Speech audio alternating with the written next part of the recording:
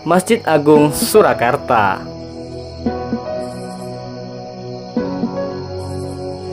Masjid Agung Surakarta, dahulu masjid ini bernama Masjid Ageng Kraton Hadiningrat dan dibangun oleh Pakubono III pada sekitar tahun 1749.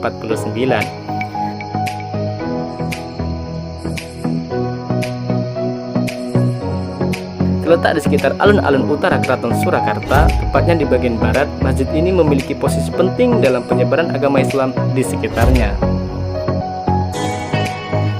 Berdiri di atas lahan seluas hampir 1 hektar, bangunan utama masjid yang berukuran 34,2 meter x 33,5 meter mampu menampung sekitar 2.000 jamaah. Sepanjang perjalanannya, masjid ini telah melalui beberapa penambahan dan renovasi.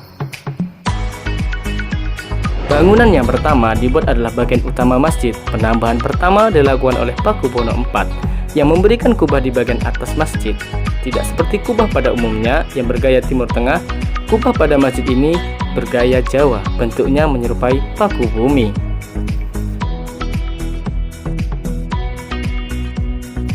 Penambahan berikutnya dilakukan oleh Pakubono X.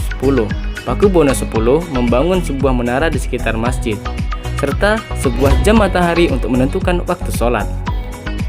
Pintu masuk masjid pun mengalami perubahan pada masa Pakubono X. Pintu bercorak gapuran bangunan Jawa beratapan limasan diganti menjadi bercorak Timur Tengah. Terdiri dari 3 pintu, dengan pintu yang berada di tengah lebih luas daripada kedua pintu yang mengapitnya.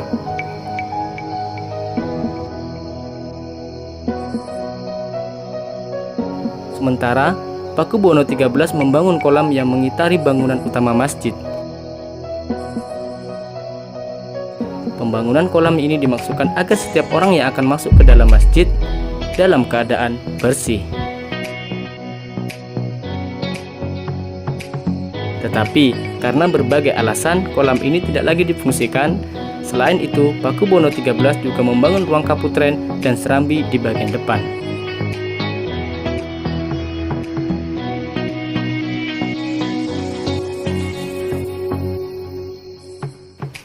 Penambahan terakhir dilakukan oleh pemerintahan Surakarta, masih di area masjid.